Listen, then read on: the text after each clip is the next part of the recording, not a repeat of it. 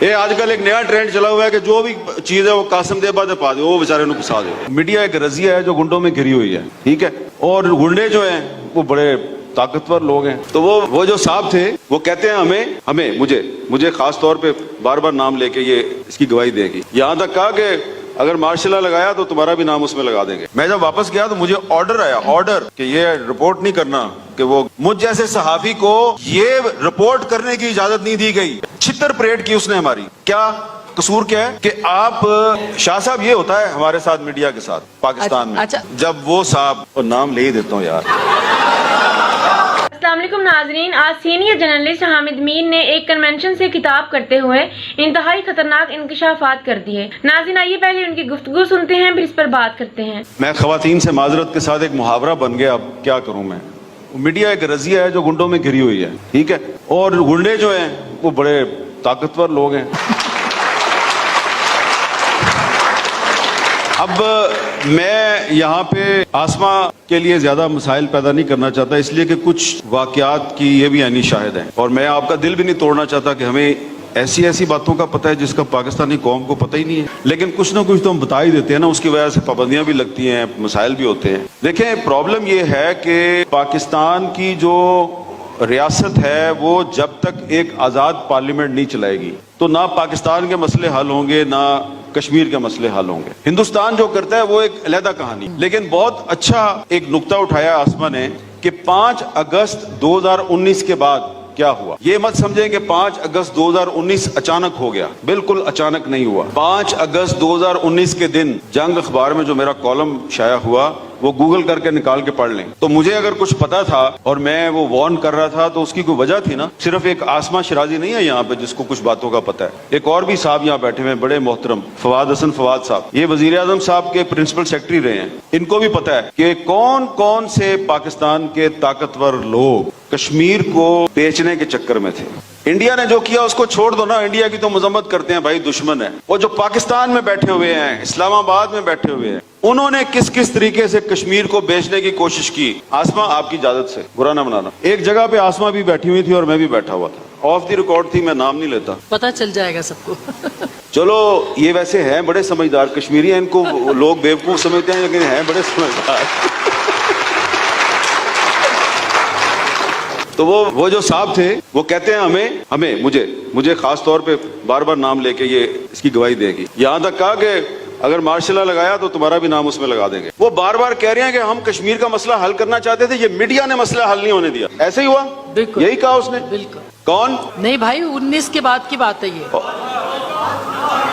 بس ٹھیک ہے، کسوٹی نہیں، بس ٹھیک ہے، سمجھ آ گئی آپ کو، یہ 2019 کے بعد کی بات ہے۔ جی ہاں، نہیں، قاسم کے ابا نہیں ہے، وہ تو سویلین ہے بھائی۔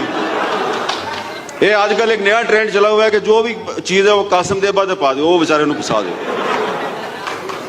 اچھا دیکھو، حالانکہ اس معاملے میں قاسم کے ابا کافی بےزر ہے۔ دیکھیں، یہ مذاق میں نہ لیں اس کو۔ انہوں نے کہا کہ ہم مسئلہ کشمیر حل کرنے کی کوشش کرتے ہیں اور یہ میڈیا والے مسئلہ کشمیر حل نہیں ہونے دیتے۔ اب انہوں نے مسئلہ کشمیر کیسے حل کرنے کی کوشش کی؟ انہوں نے کرتارپور راہداری کھولی، ٹھیک ہے، اچھی بات ہے، کھولی آپ نے۔ اس کے بعد انہوں نے بیک چینل کھول دیا، بیک چینل سے انہوں نے بات چیت شروع کر دی، تو اس کے نتیجے میں کیا ہونا چاہیے تھا؟ کوئی کشمیریوں کو ریلیف ملتا۔ پھر انہوں نے سیز فائر کر دیا فروری 2021 میں، اس کا کوئی ریلیف ملنا چاہیے تھا نا کشمیریوں کو۔ تو اگر آپ کو یاد ہو تو میں ان دنوں میں سیز فائر کے بعد میں وہ ہجیرہ گیا، آگے گیا عباس پور، اس کے آگے میں ادھر پھرتا رہا، ایل او سی پہ لوگوں سے بات چیت کرتا رہا۔ کو حالات مجھے کو ٹھیک نظر نہیں آئے کہ پہلے وہ انسانوں کو گولیاں مارتی تھی انڈین آرمی، سیز فائر کے بعد وہ ان کی مرغیاں، بھینسیں، بکریاں، ان کو گولی مارتے ہیں۔ میں جب واپس گیا تو مجھے آرڈر آیا کہ یہ رپورٹ نہیں کرنا کہ وہ گائے، بھینسوں اور بکریوں کو گولیاں مارتے ہیں۔ میں کہا کیوں جی؟ میرے پہ یہ بھی وقت آنا تھا پاکستان میں کہ مجھے کہا جا رہا ہے کہ انڈین فوج جو ہے وہ سیز فائر کی خلاف ورزی کر رہی ہے، اور میں کہوں نہیں، بالکل سیز فائر کی خلاف ورزی نہیں ہو رہی، سب صحیح جا رہا ہے۔ تو تب کافی حالات جو ہے وہ ہمارے لیے خراب ہو گئے، اور سیدھی سی بات ہے، سینسر کے ذریعے ہماری آواز دبا دی گئی۔ کس چیز پہ سینسر لگایا؟ میرے پیارے بچوں، آپ کو سنا رہا ہوں، بزرگوں کو نہیں سنا رہا، کہ یہ اتنا آسان پروفیشن نہیں ہے میڈیا۔ مجھ جیسے صحافی کو یہ رپورٹ کرنے کی اجازت نہیں دی گئی کہ سیز فائر کے بعد لائن آف کنٹرول پہ انڈین آرمی جو ہے وہ مظلوم کشمیریوں کی جو مال مویشی ہے उन पर फायरिंग करती है ताकि वो हिजरत करके पीछे चले जाएं, इलाके खाली कर दें। इसकी मुझे इजाजत नहीं दी गई। अगर मैं इस पे कुछ लिखता था तो वो शाया नहीं होता था, कुछ बोलता था वो ऑन एयर नहीं होता था। तो अल्टीमेट उसका नतीजा ये निकला कि एक दिन वो जो मास्टरमाइंड साहब थे उन्होंने को 10-15 सहाफी इकट्ठे किए और उनमें आसमा भी बैठी हुई थी और उसने जनाब हमारे खिलाफ एक चार्जशीट खोल दी। तो मुझे तो उस दिन बड़ा अपने आप पे फख्र हुआ कि यार मेरे पे चार्जशीट लग रही है, आसमा शराजी पे चार्जशीट लग रही है,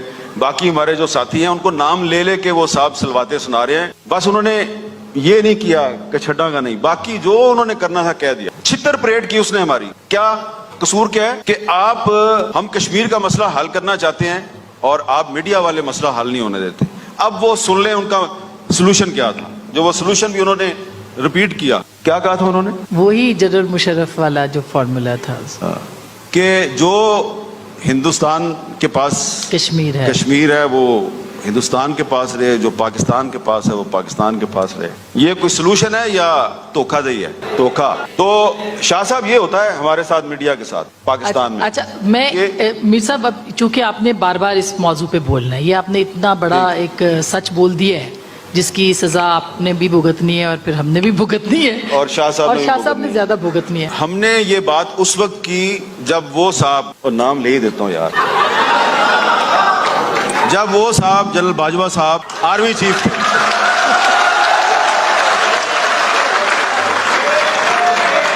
जब वो आर्मी चीफ थे, उसके हटने, आर्मी चीफ से के ओहदे से हटने के बाद बात नहीं की। ये सारी बातें भी वो उस वक्त कर रहा था जब उसने वर्दी पहनी हुई थी, और 9 महीने उसने मेरे पे पाबंदी लगाई रखी इन्हीं बातों की वजह से।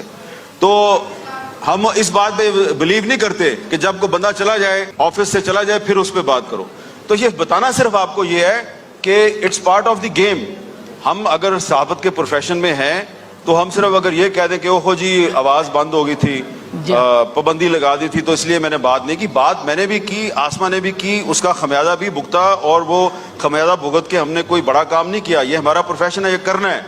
लेकिन क्योंकि आज का मौजू ये है मसले कश्मीर और मीडिया का किरदार, तो मीडिया का किरदार मैंने कह दिया कि उस पर तो मुझे बिल्कुल शर्मनाक है, लेकिन हुकूमत पाकिस्तान का किरदार जो है वो शर्मनाक तरीन है। तो अली गिलानी साहब का आखिरी दिनों में अपनी उनकी वफात से पहले जो मुझे उनका जो मैसेज आया था वो मैंने उसको छुपाया नहीं कोई भी, मैंने उसको मीडिया पे मैंने नशर कर दिया था। वो यही था, सीधी सी बात है, डोंट ट्रस्ट बाजवा, ये था। तो नाज़रीन, आपने देखा कि हामिद मीर ने बताया किस तरीके से पाकिस्तानी मीडिया को कंट्रोल किया जाता है, और हामिद मीर ने जनरल बाजवा के हवाले से भी इंतहाई खतरनाक इंकशाफात किए कि किस तरह से जनरल बाजवा उनको बुलाकर कश्मीर के हवाले से मौकफ चेंज करने पर मजबूर करते थे। हामिद मीर के मुताबिक जनरल बाजवा कश्मीर का सौदा करना चाहते थे। नाज़रीन, आपने हामिद मीर के इंकशाफात सुने। आप इन इंकशाफात को किस नजर से देखते हैं? अपनी राय का इजहार कमेंट बॉक्स में करें। मिलते हैं नेक्स्ट वीडियो में, तब तक के लिए अल्लाह हाफिज।